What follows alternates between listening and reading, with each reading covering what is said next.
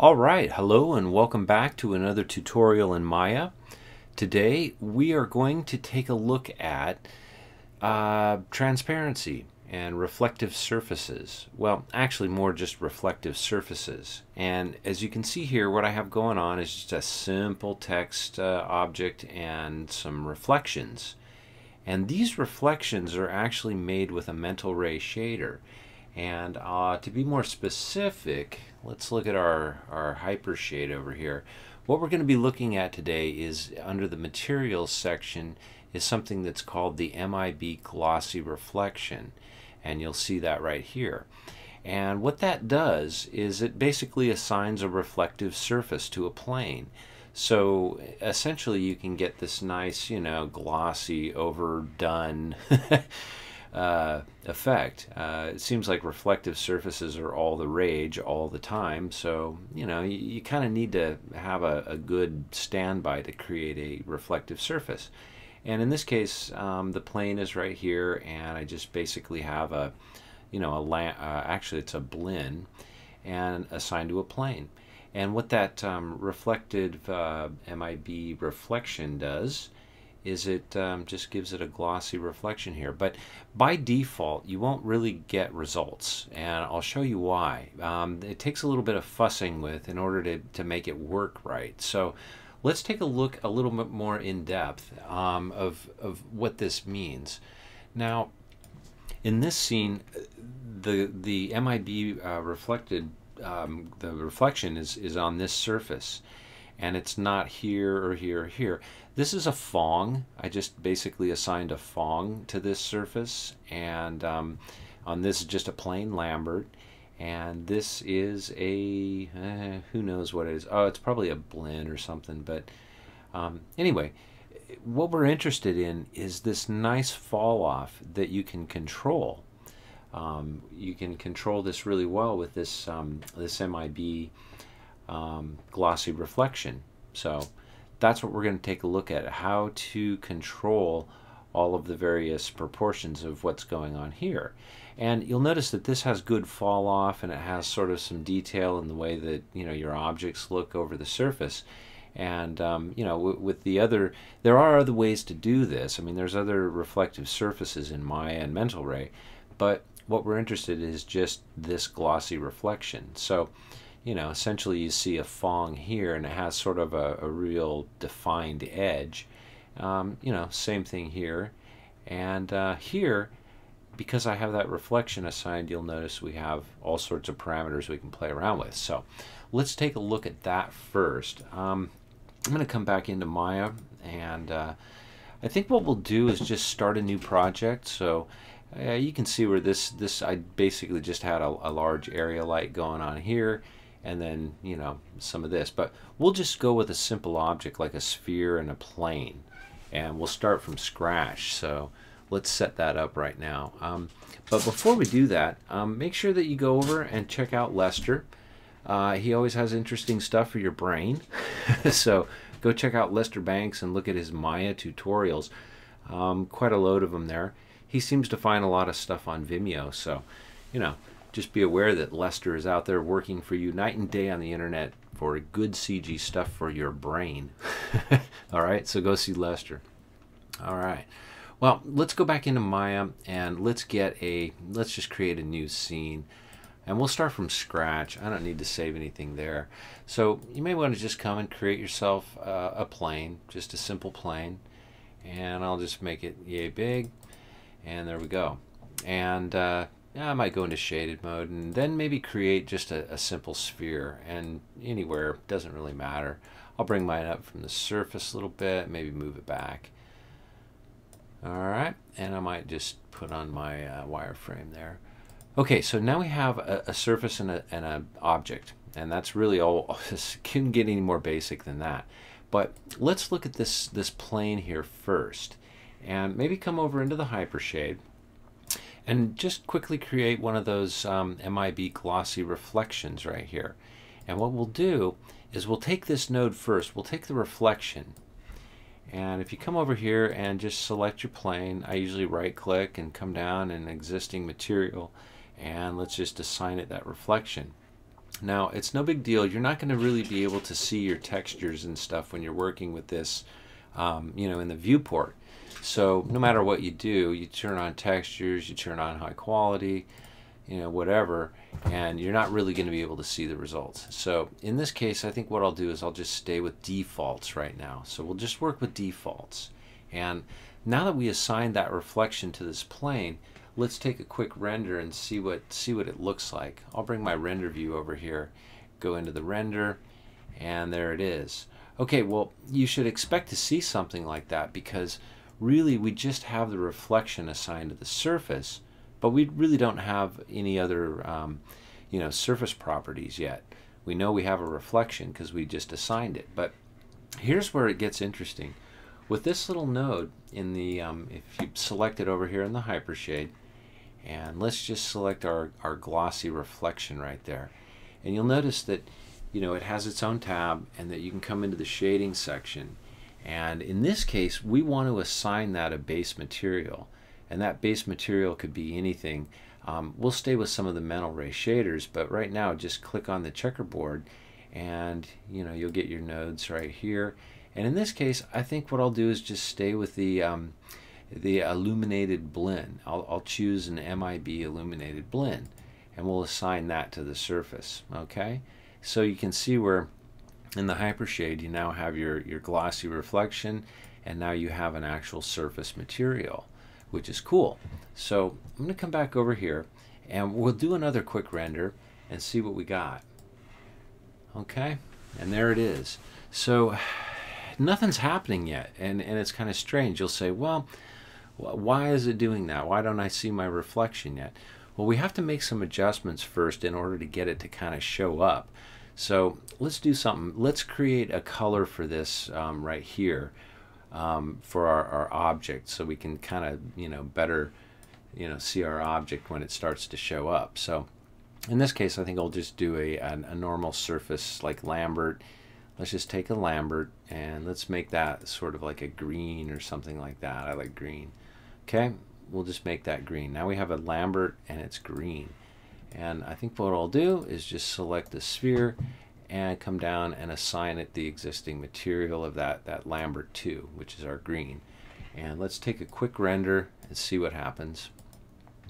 Okay, so now we have a green sphere, but we don't really see any reflection yet. So now we're ready to kind of fine-tune this system down here on this plane and get some good reflections going. So you might want to come back over into your hypershade, and let's just select that glossy plane right now.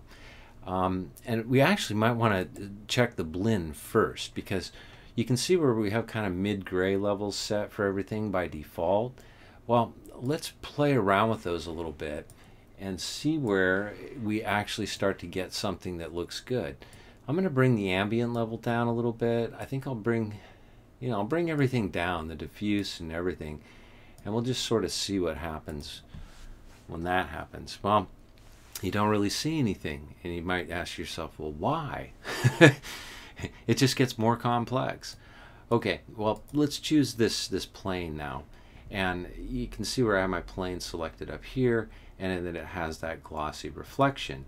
Well, if I come up into the glossy reflection, you'll notice that my reflection color is set to black. Let's maybe put that up to a little bit higher there.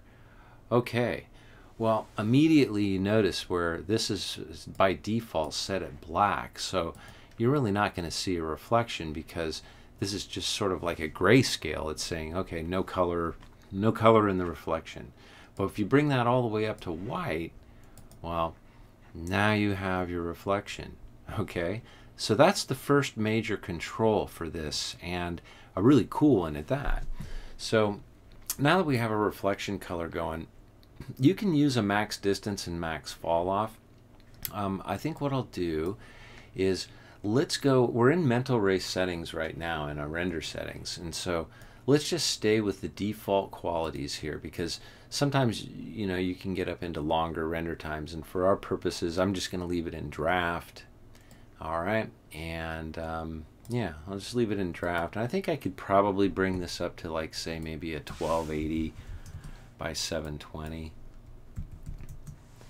All right, and that should give us okay results, and they won't render out too slowly. So now we can see that a little bit better. Okay, well that's cool. So you can see right away, now we have everything that we need. Now I don't have any lights going on in this scene yet, so we're just kind of using the default light, so that's cool. And let's start checking out some of these other characteristics. Like, let's say we play around with our max distance and maybe set that at 2000 and our fall off at 2. Let's see what happens. Okay, not much of a change there, but let's set this fall off up higher to say maybe like 50 and see what happens. All right, it's starting to get a little longer there. Let's set the fall off to say maybe like 200. And your settings are all going to be arbitrary to begin with, so you sort of just have to find a good balance of what's going to work. And in this case, by using max distance qualities, may or may not be what you need, but you can always feel free to play around with your distances and fall offs like that. But in this case, I think I'll just set it back down to 0, and I'll set my fall off to I think it's a default of 2 or something like that. And I'll just do another render, and you can see where it's picking up there. And essentially that's what we want to see. Now you can do a couple other things up here. You can set your reflection color. Right now it's just reflecting the color of whatever is assigned to your objects, and it basically, by bringing up to white, means full intensity. Bringing it down to, like, say, the middle there brings that intensity down. But I would expect to see this a little bit brighter, so we'll just go up a bit, and there it is. Okay, so got that. Now check this out. Environment color is not going to really do you anything right now because we're not dealing with environment color, so don't worry about that. The reflection base weight, however, right now a default is at 0.6. Let's bring that up to like 2 and just see what happens. I'll punch in 2. Okay, now you can see where this reflection base weight just added a lot more heaviness and brightness to the overall thing here, and it looks a little bit grainy, but don't worry about that for the moment because we'll catch up there. But you can tell what that reflection base weight is doing. If I set this up to say something extreme like 10 and take a render, now you can see it's really blown out. So I'm going to put this back down to its default value of 0.6, and we'll do a render, and there it is. So I might want to bring that up a little bit more in the color wise. Now let's look at this edge factor for a second. Right now, by default, it's at 5. Okay, so let's set the edge factor up to say something more like double what it is now, to like 10, and let's see what happens. Okay, not much of a change. Let's set it up to an extreme of 100. I'll hit enter, and there it is. So it's not really doing that much for what we have going on here, but if we raise up our base weight to say perhaps 1, we can see what happens. So now I'm starting to get a little bit more brightness, a little bit more separation from the object, which is cool. Now, in order to sort of upgrade this reflection or make it a little bit more clear, you can see where we have 16 samples as a default value. Well, if I set this down to 0, all right, let's just set it to 0. Lock it in there. Now it's super transparent, glossy like. But if I bring that up to say 16 again, and let's do a render, now we're starting to get some separation. Now let's bring our samples up even more. Let's say go to like 32. Well, better yet, let's go to 64. Yeah, let's take it to 64, and let's hit that. Okay, a lot cleaner. Now let's bring that up to say 128 and see what it looks like there. So you get the idea. It starts to you start getting a lot better, you get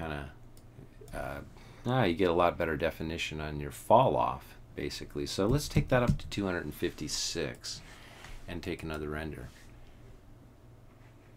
And there you go. So now it's getting really clean looking, has some fall off, and that's kind of what you want. So anyway, those are the main controls that you're going to have to work with that transparent or that glossy surface quality. You can always play around with your spread on the U and the V level. If I bring my U spread up all the way to say like 250, I might get something that looks like this. Kind of creeps over this way. If you bring it back the other way, let's just do an extreme.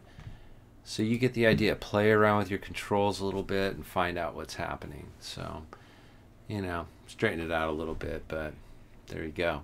So I'm going to set that back to like say 0.100 default. All right. Okay, so there it is. That's what you can expect with this MIB reflective, MIB, your MIB glossy reflection. All right. So just a couple simple things about that. It's good to know. It's good to have as an option, and you know, good to play around with that just in case you're in a bind and you need a good glossy surface. All right, well, go forth, make some shiny stuff, and be a good person, read a book, and you know, stop back for the next tutorial. And thanks for watching.